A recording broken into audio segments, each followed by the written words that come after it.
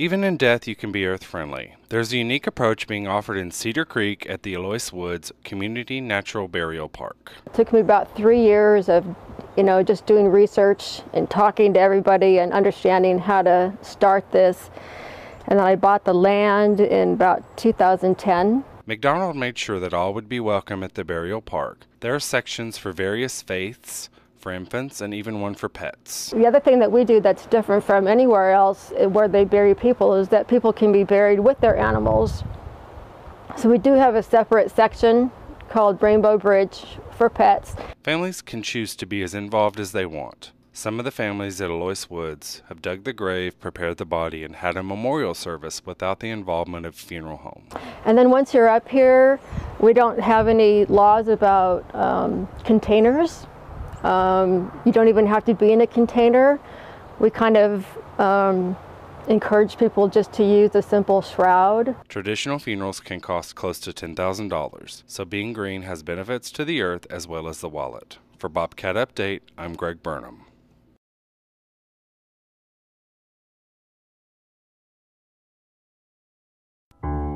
If you have recently found out that you are pregnant or are scared that you might be, let the Central Texas Life Care Center help you. It is a faith-based nonprofit organization where you will never be judged, and you will always be greeted with a warm, friendly face. The Central Texas Life Care Center will provide you with a free pregnancy test, teach you the options that are available to you, and while they are pro-life, they are here to support whatever decision you make. They provide free sonograms, a shop where you can get free baby clothes, diapers, and other vital necessities in preparing for a child. At the Central Texas Life Care Center, you will find a solid support system that you can lean on and always return to. For more information, visit the website at txlifecare.org.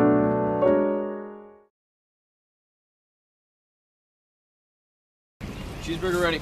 In the quad, when students see someone from a student organization making burgers or hot dogs, they can be assured that certain minimum standards are being met to make sure no one gets hurt. We can't sell food rare. We have to sell them completely cooked food to make sure no one gets sick. And also the gloves. We have to make sure that all our food stays sanitary. While some people might be hesitant about eating food prepared in the quad, some see the open atmosphere of it as a perk. It looks good. I can see them making it, so it's clean. I know that it's clean. I can see it's clean, so I think the fact that we can see it kind of really shapes people's perceptions of the food they're eating. In order to sell food, they need to get approval from the campus activities and student organizations. They make sure there is space and time available and that their food stays sanitary. They also have to pay a small fee. For Bobcat Update, I'm Scott Panther. Graffiti has appeared on dumpsters, signs, and sidewalks near the intersection of Range Road 12 and Holland Street. The main targets have been the Sack and Pack gas station, Shepo's Mexican restaurant, and a State Farm insurance building. Nobody is sure who is doing the tagging, but some have their suspicions. I figured it was just some punk kids. Some people don't see it as an issue, but as free expression. I feel like it's already just a part of the community, and you just have artists going around doing as much graffiti as possible just to get their, name out there. So far, owners of the affected businesses haven't had much luck in finding anyone who can remove the graffiti. I'm not really sure whose responsibility that is. I looked on a San Marcos website and thought I reported it, but then I didn't see any proof that I'd actually reported it. While some may see it as an eyesore and some see it as artist-free expression, one thing is sure, and that is no customers have been turned away due to the graffiti. For Bobcat Update, I'm Scott Panther. Construction has begun on a new phase of the Texas State Master Plan. Part 1 of the West Campus housing project is now underway and should be completed by next year, with one of the two complexes opening south of Blanco Hall. San Saba and Canyon Halls will be demolished. University officials say the estimated cost of the projects, including the demolition, will be about $102 million.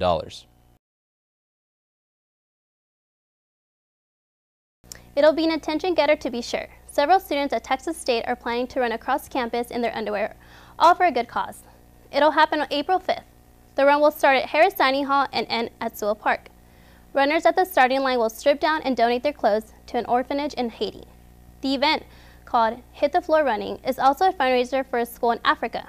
The group HEAT is promoting the run by selling briefs and handing out flyers. For more information, look up heatestablishment.org.